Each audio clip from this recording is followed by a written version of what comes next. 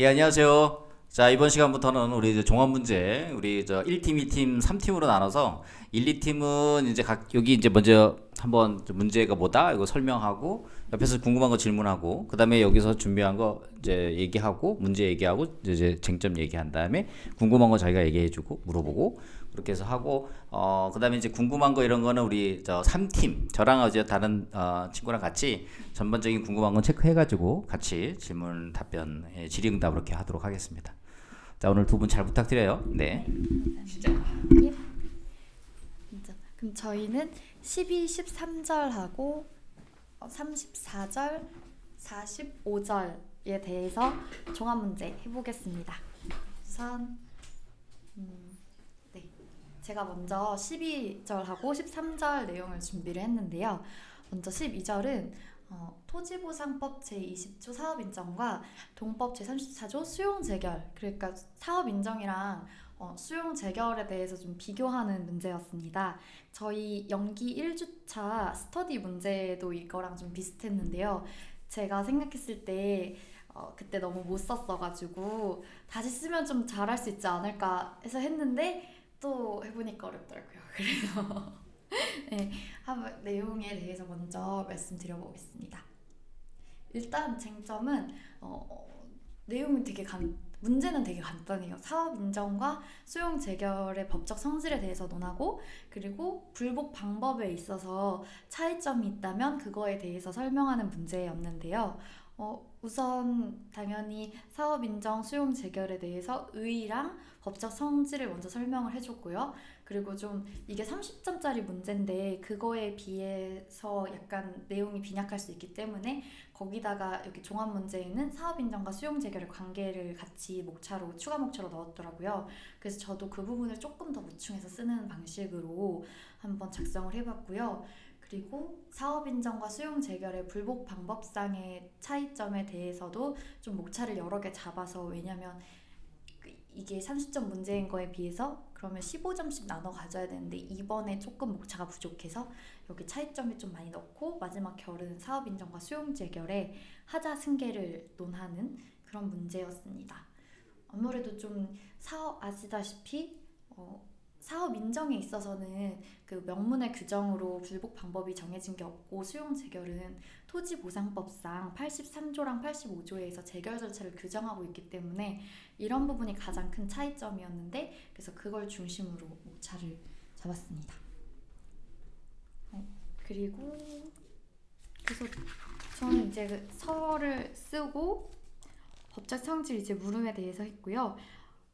의 취지 써주고, 사업 인정의 법적 성질은 처분, 강화상 특허, 재량행위, 제3자요 행정행위, 이거 외운 거 그대로 썼고요. 수용 재결의 의의랑 법적 성질 쓰고, 그 법적 성질의 경우는 형성적 행정행위, 그리고 기속행위면서 재량행위라는 좀 특이한, 이게 기속행위랑 재량행위가 반대되는 건데도 얘는 수용 재결은 좀 특이하게 형식적 요건에 미비가 없으면 재결을 해야 되니까, 미비가 없는 경우는 무조건 재결을 해야 되니까 기속행위지만, 또 재결 단계에서 공공성 판단이나 이런 걸 함으로 또 재량행위가 된다, 요거랑, 그리고 제3자용 행정행위, 요거는 앞에 내용이랑 비슷했고요.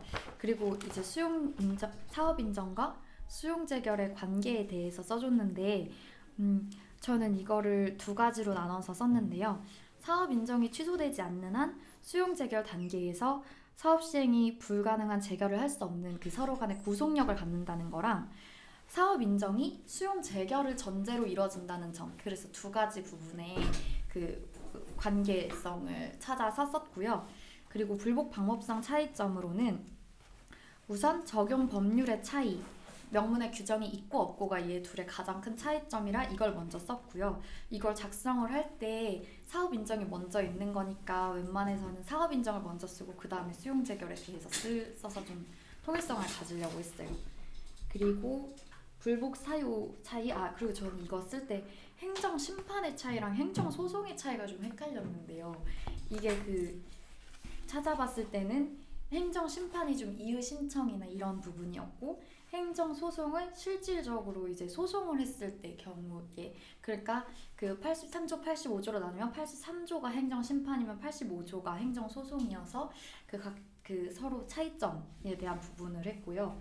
그리고 손실 보상에 있어서 사업 인정은 실효 등과 같은 실질적 손실에 대해서 손실 보상 청구권이 인정되는 한편에 수용 재결은 손실 보상의 직접적인 절차 중에 하나다라는 게 또 두 가지의 차이점이 됐고, 또 이게 차이점을 쓰라고 했지만 여기다가 좀 추가 목차를 저는 양자의 공통점으로 해서 또 모두 다 무효가 되는 사유로 사업 시행자가 사업을 수행할 의사나 목적을 상실하는 경우에는 둘 다 얘네가 무효가 되니까 그런 부분을 하나 적어줬고요. 그리고 하자 승계 여부에 대해서는 전통적인 하자 승계 이론과 구속력 이론을 비춰볼 때 하자 승계 가능성이 부정된다라는 점을 적어줬습니다. 그리고 문제 2번에서는 이제 관악구 관련해가지고 청년 임대주택을 13절의 페이지 수는 91페이지입니다.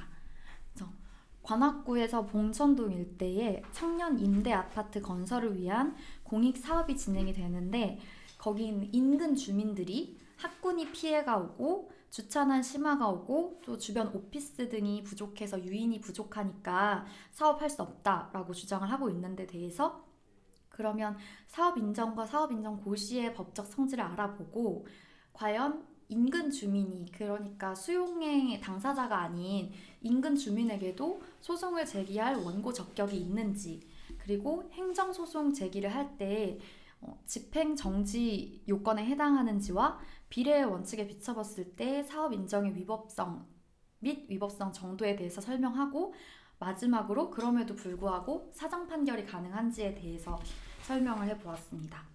사업 인정이랑 사업 인정 고시의 법정 성질은 아까도 다뤘기 때문에 이건 좀 특별할 게 없는 것 같아서 넘어가고, 사업 인정 고시의 취지랑 법적 성질은 사업 인정과 통일적으로 특허로 봄이 타당하다라고 쓰고 넘어갔습니다. 그리고 이제 다음으로 인근 주민 의뢰 원고 적격이 있는데, 저는 여기다가 목차를 문제점에 대해서 써줬습니다. 그리고 그 문제점 내용에서 행정소송법 제12조를 보면 취소소송은 처분 등 취소를 구할 법률상 이익이 있는 자가 제기할 수 있다고 규정하고 있는데, 그렇다면 이 법률상 이익이 있는 자의 원고 적격이 인정되므로 법률상 이익이 인근 주민 을에게 있는지에 대해서 설명을 해야 한다고 적었고요. 그리고 나서 법률상 이익의 를 학설 판례랑 그리고 그다음에 검토로 해줬고, 그다음에 이 내용에 대해서는 이거 직접적 구체적 이익, 그리고 간사경, 계직구 간사경 그때 외웠던 그 부분을 살려서 법률상 보호되는 이익이 침해당한 경우라고 적어줬고요. 그리고 계지구 간사경은 무슨 말인지 모르잖아. 구체적으로 얘기해야지. 예, 개별적, 직접적, 구체적 이익이 있어야 하고, 간접적이거나 사실적 경제적 이익에 불과한 경우에는 이에 해당하지 않는다라고 했고요.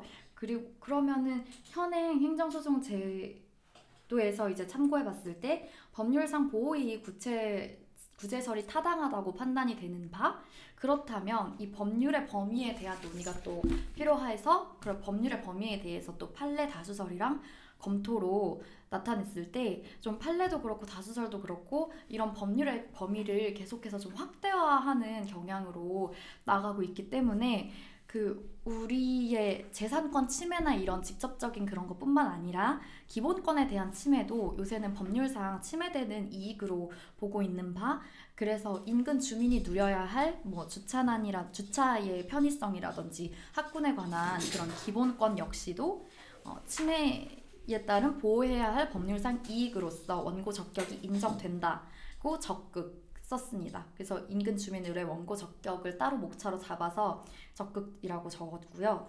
그리고 집행 정지의 인용 가능성과 사업 인정의 위법성에 대해서 했는데요. 저는 여기에 있어서도 문제점 목차를 잡아서 집행부 정지 원칙 행정소송법 23조 1항을 문제점으로 적었습니다. 원래 취소 소송을 제기를 하면 행정소송법에서도 그렇고 또 우리 토지보전법에서도 그렇고 소송을 제기하는 여부랑 떠나서 그냥 계속 사용 수용이 계속되도록 하고 있는데, 이게 피해를 입는 주민 입장에서 보면 소송 진행 와중에 수용 재결이 완료된다거나 사업이 계속 진행되면 취소가 불가능한 사태가 생기기 때문에 집행 정지 가능성 여부가 사실상 이 취소 소송을 진행하는데 그런 굉장히 중요한 쟁점이 될 수 있다고 썼고요, 문제점에.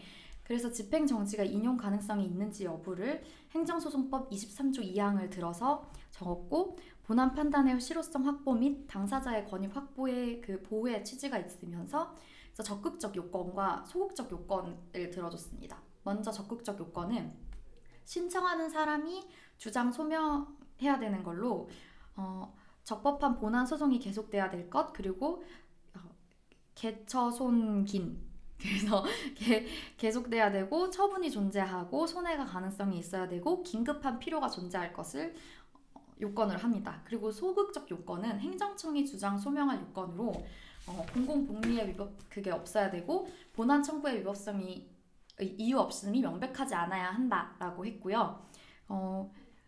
그리고 집행정지의 효력에 대해서 형성력, 기속력이 있고 시적 효력을 갖게 된다. 이 부분을 간단하게 써줬고, 사안의 집행정지 요건이 그래서 해당하는지, 이 부분이 제일 중요한 목차라고 저는 생각을 했는데, 사안의 경우에는 소송이 계속 중이고 처분인 사업 인정이 존재하고 사업 인정이 계속될 시에 인근 주민의 권리 침해가 예견되며 집행정지의 긴급한 필요가 인정됩니다. 다만 본안 청구의 이유 없음이 명백하지는 않지만 공공복리에 중대한 영향이 있음을 행정청이 주장 소명하지 않는 한 집행정지 가능성이 있다라고 저는 이렇게 썼습니다.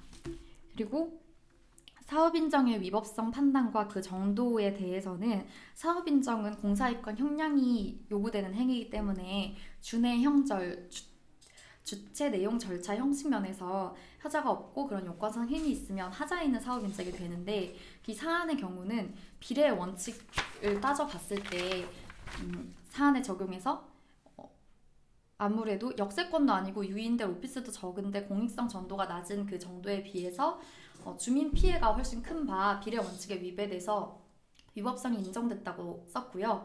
그리고 그 위법성 정도는 중대 명백설 입장에서 봤을 때 명백한 하자로 보기는 좀 어려워서 취소 사유라고 생각된다고 적었습니다.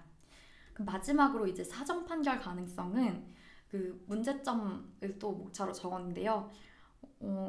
사안의 위법성이 인정되지만 공익성 보호를 위해서 사정 판결을 하는 경우가 있어서 사안은 취소 사유에 해당하는 바 사정 판결 가능성이 있습니다. 그래서 사정 판결의 경우 어떤 효과가 나타나는지에 대해서 설명해 보겠다라고 하고, 사정 판결의 의 취지를 적고 요건을 적고 효과, 사안의 적용 이렇게 순서대로 적었는데요. 그 요건은 원고의 청구가 이유가 있으며 처분 시 기준으로 했을 때 처분이 위법할 것, 그리고 공공복리와 사익을 비교 형량했을 때 극히 불가피한 경우에 해당하며 이는 변론 종결 시를 기준으로 합니다.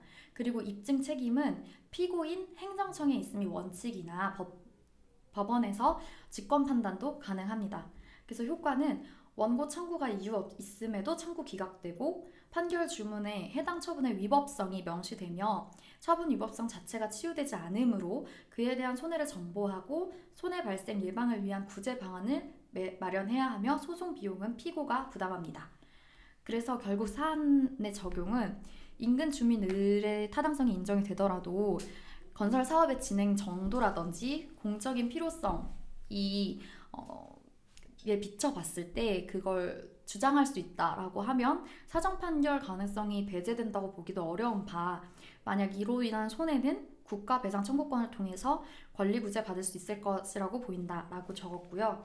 마지막으로 사안의 해결은 설문 1, 2, 3, 4를 나누어가지고 각자 그 내용의 요약 정리를 했습니다.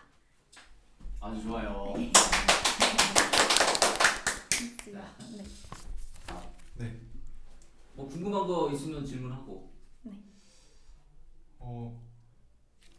준비를 많이 하신 것 같습니다. 아이, 감사합니다. 아, 질문할까봐 옆에서 마이크 가까이. 네, 저 그려드릴게요. 그냥 약간 첨언 비슷하게 한번 네. 해보자면 아까 네. 첫 번째 문제에서 이제 행정 심판이랑 행정 소송 같은 경우에는 그 이제 박사님께서 수업 해주실 때 좀 네. 이제 그런 이야기를 많이 해주셨던 것 같아요. 돈, 시간, 비용의 절감을 위해서 소송까지 가는 것보다는 심판으로 네, 끝내는 게 심판으로 좋다. 네, 먼저 이렇게 하는 그런 네. 절차가 있다. 네. 그거 좀 첨언 한번 해볼 수 있을 것 같고요. 네.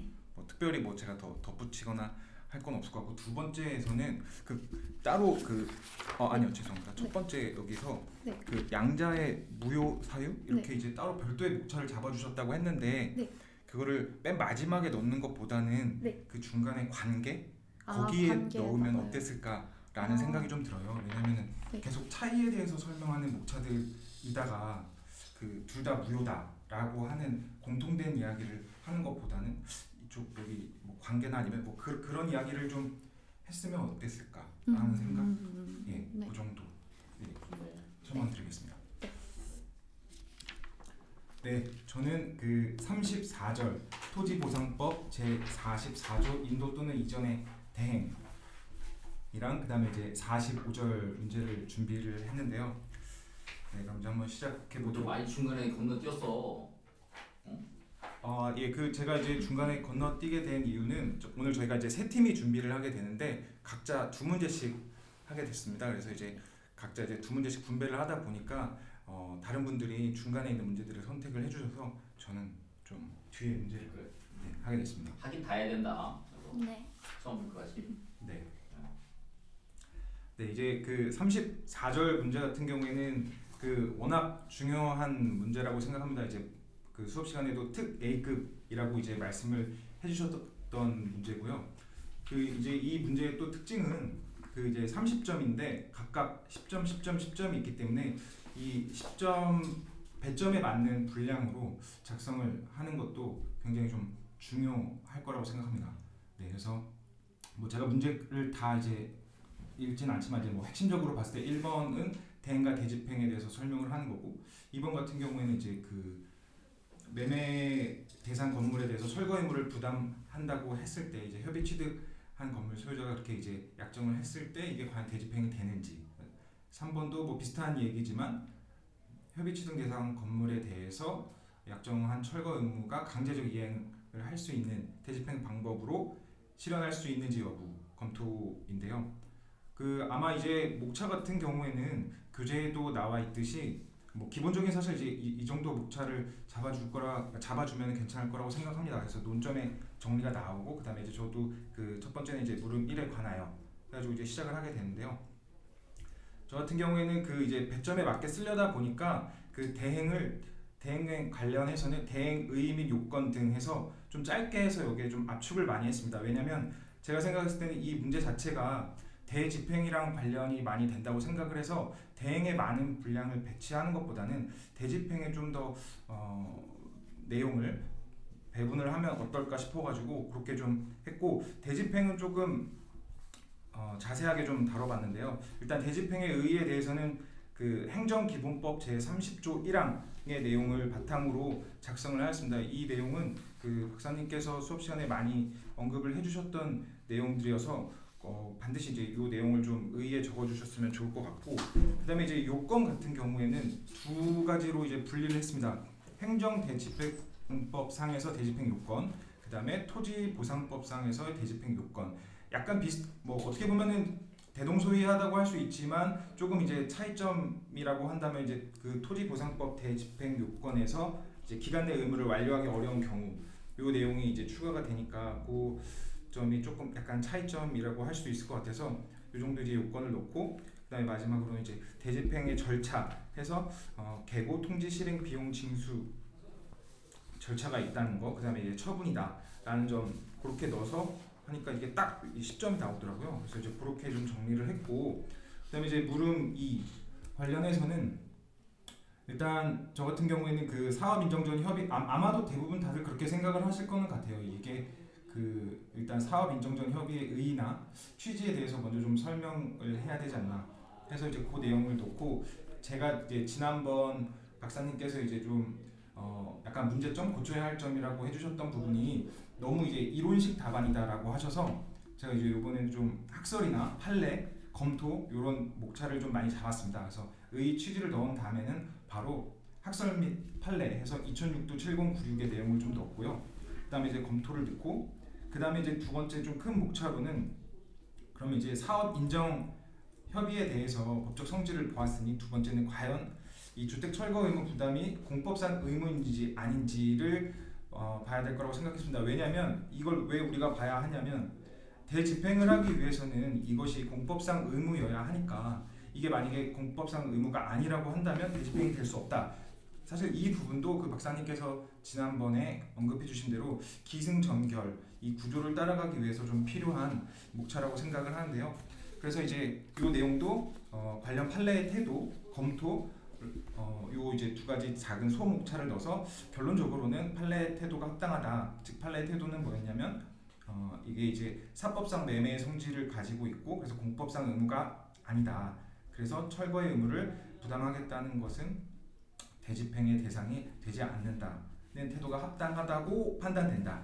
이번에도 뭐 끝에를 좀 합당하다라고 쓰려고 하다가 판단된다 이런 식으로 조금 부드럽게 좀 완화하려고 노력을 했고요. 그다음에 이제 그 물음 3번 같은 경우에는 어떻게 보면 이제 2번이랑 좀 비슷한데 이것도 그 일단 공용 수용의 효과를 좀 앞부분에 좀 먼저 배치를 했습니다. 그래서 그 공용 수용의 효과로서 인도 의견 의무 그다음에 이제 뭐 관련 판례 태도 이런 거를 이제 넣었는데 이것도 역시 이게 이제 과연 공용 수용에 해당하는 내용인지 아닌지에 따라서 이게 대집행의 방법으로 우리가 강제적 이행을 할 수 있느냐 없느냐 이게 이제 결정이 되기 때문에 일단 우리 그 앞부분에서 공용 수용을 달아주는 것이 기승전결 구조상 매끄럽다고 생각을 했습니다. 그래서 그렇게 넣었고 그다음에 이제 뭐 사실 그 구체적인 내용은 아마 교재에 있는 내용들 조금 참고해 보시면은 충분히 다들 이해해 주실 거라고 생각을 하고 그래서 아무튼 뭐 결론은 판례 태도가 타당하고 이 지금 토지보상법 제89조의 대집행은 처분으로 인한 의무 불이행만이 대상이 되기 때문에 지금 이렇게 그 협의 취득과 관련해서 하는 내용은 이제 처분이 아니지 않습니까? 그래서 이제 결국은 대집행이 불가능하다. 그다음에 이제 마지막 사안의 해결에서는 제가 이제 두 가지 정도를 담아봤는데 하나는 이제 그 박사님께서 이야기해 주셨던 일본 같은 경우에는 이제 명도 재결이라는 절차가 존재를 해서 이런 상황을 방지를 한다고 하니까 이제 그런 내용도 있다. 이런 걸 한번 생각해 볼 만하다라는 좀 내용을 넣었고 그다음에 이제 두 번째는 그 89조 토지보상법 89조 3항 인권 침해 방지 노력 규정 이게 이제 신설이 되었지만 안타깝게도 구체적인 방법이라던가 아니면 이제 위반 시 제재 방안이 없다. 이게 좀 이제 보완이 좀 필요해 보인다라고 해서 이제 이런 점을 좀 적어봤습니다. 혹시 네. 첨언? 첨언까지는 아니고요. 저는 그 아까 그 내용에 대해서 설명해 주신 부분이 좋았던 것 같은데 그게 약간 목차에는 안 들어가 있는 것 같아서 그 물음 2나 3 물음 2에서 협의 취득인으로 이거는 그 집행의 대상이 될 수 없다는 그 내용을 조금 정리한 그런 목차가 하나 들어가 있으면 답안만 보고도 좀 그 설명해 주신 내용을 더 알 수 있지 않을까? 그 생각을 했고 그리고 그 아까 그 맨 마지막에 이거 뭐 그 내용에 대해서 있을 때 뭐 일본 그런 거 일본의 경우와 같이 명도 재결 이런 거 절차 존재에 대해서 얘기할 때 또 새롭게 지정된 그 행정기본법 관련한 내용도 좀 실효성이 있을 수 있는지 또 잠깐 얘기하면 또 그것도 좋을 것 같다는 생각했습니다. 네. 그 아마 마지막 부분은 제가 좀 박사님한테 좀 질문하고 싶은 부분이 있어가지고 네. 좀 남겨놓겠습니다. 예. 왜냐하면 그 좀 미리 말씀을 드리자면 결 부분에 만약에 좀 담고 싶은 내용이 많으면 이거를 별도의 목차로 잡는 게 나을지 왜냐면 지금도 이제 두 가지를 적다 보니까 좀 분량이 맞아요. 길어지더라고요. 맞아요. 그래서 이거를 어떻게 하는 게 좀 효과적일지 근데 이런 내용도 있다는 걸 제가 알고 있다는 거를 어필을 하고 싶을 때는 어떻게 하는 게 좋을지를 이따 한번 여쭤보려고 네, 합니다. 네, 네. 이 분량 조절하는 게 어렵더라고요. 저도. 예. 네. 그다음 그 두 번째 문제는 이제 사실상 사도 토지보상법 70조 45절입니다. 그래서 이 문제를 관련해서 쓰게 됐는데 사실 이것도 배점이 20점밖에 안 되다 보니까 굉장히 좀 타이트하다는 좀 그런 제약이 있습니다. 그래도 이제 그 상황에 맞춰서 또 저희는 작성을 해야 되고 이거에 이제 조절에 실패하면 다른 문제를 못 푸니까 네, 그런 걸 좀 염두를 해두고 작성을 하게 되었습니다. 그래서 일단은 논점의 정리를 가볍게 한 3줄 정도로 정리를 했고요. 그래서 뭐 결론적으로 이 도로 보상 평가의 정당성에 대해서 설명하고자 한다. 뭐 간단히 그렇게 좀 적었고, 그 다음에 이제 그 도로 보상 평가 방법 해가지고 큰 목차 2번으로 해서 뭐 교재랑 크게 다르지 않습니다. 이렇게 해서 했는데 이제 이것도 사실 저는 한번 이따가 질문을 드려보고 싶은데 저희가 이제 그 토지보상법 시행규칙 26조 2항에 사실상 사도에 의해서 4가지 사실 이 부분은 완벽하게 암기를 하라고 박사님께서도 강조를 해주셨는데 과연 이거를 토시 하나 안 틀리고 다 답안지에 쓰는 게 좋을지 아니면 이걸 좀 압축해서 쓰는 게 좋을지 사실 그게 좀 판단이 안 되더라고요. 근데 이게 좀 분량이 꽤 돼서 이게 들어갔을 때 답안지가 살짝 조금 길어지는 그런 게 있어서 이것도 한번 살짝 여쭤보려고 합니다. 왜냐면은 좀 너무 축약해서 쓰게 되면 약간 어설프게 외웠나? 라는 인상을 좀 줄 수도 있을 것 같고 다 쓰자니 조금 길고 네, 그래서 그 내용이 조금 있었고 이제 의 취지를 쓰고 그 다음에는 이제 판례의 태도 왜 이제 3분의 1 이내로 평가하게 됐는지 그런 이제 판례는 어떻게 보는지 뭐 이제 계속 말씀해 주셨던 개설 경위, 목적, 주의환경, 인접 토지의 획지 면적, 소유 관계 및 이용 상태 등의 재반 사정을 비추어서 이렇게 3분의 1 이내로 평가한다 이런 내용을 이제 담았고 그러면 이렇게 3분의 1 이내로 평가하는 보상 평가가 과연 규범적으로 옳은 것이냐 이게 과연 그 구속력이 있는 것이냐 대외적으로 우리는 과연 그런 걸 따라야 되는 것이냐 그런 게 이제 또 문제의 소지가 될 수가 있기 때문에 두 번째로는 그거에 대해서 이제 좀 다루게 되었는데 결론적으로는 이것도 이제 법령 보충적 행정 규칙인지 여부라는 이제 소목차들을 잡으면서 학설 및 판례 검토를 해서 토지보상법 시행규칙 22조가 그 토지보상법과 결합해서 대외적 구속력을 갖기 때문에 이제 26조도 법령 보충적 행정 규칙으로 보는 것이 타당하다고 판단된다라는 이제 소 결론을 내리게 되었습니다. 그래서 그렇게 이제 짧게 좀 해서 좀 잡아주고 그다음에 이제 사실상 사도 부지 평가 정당 보상 왜냐면 지금 왜 이제 이 목차를 제가 또 쓰게 되었냐면 물론 교재에도 있지만 우리가 생각을 하다 보면 항상 이제 정당 보상은 완전 보상을 뜻하고 보상 금액뿐만 아니라 보상의 시기나 방법 등에 대해서 있어서도 어떠한 제한을 두어서는 안 된다고 하는데 지금 우리는 3분의 1 이내로 평가를 하게 되거든요. 그래서 과연 이게 그러면 맞는 것이냐라는 질문이 생길 수가 있고 의문이 가질 수 있기 때문에 그 부분에 대해서 조금 간단하게 설명하는 그런 또 목차들을 좀 배치를 했습니다. 그래서 정당 보상의 의미 잠깐 넣어주고 인근 토지에 비해서 낮은 가격으로 보상해도 될 만한 사정이 어떤 사정인지 그리고 사실상 사도 부지임에도 불구하고 정상 평가를 하는 경우가 어떤 게 있는지 사실상 사도는 아니지만 낮게 평가하는 경우가 뭐 어떻게 있는지 이런 내용들을 조금 적어주고 그다음에 이제 마지막에 이제 결론으로는 정당 보상을 천명하고 있음에도 불구하고 이렇게 3분의 1 이내로 평가하는 것이 완전 보상이다. 그리고 모든 사실상의 사도를 3분의 1 이내로 평가하는 것이 아니라 아까 말씀드렸었던 내용들을 종합적으로 뭐 개목소리 주인 그 내용들을 종합적으로 고려해서 해야 한다. 네, 이렇게 해서 마무리를 지었습니다. 그랬더니 이것도 또 거의 이제 딱 20점 4페이지가 나오더라고요. 네, 1,000원이나.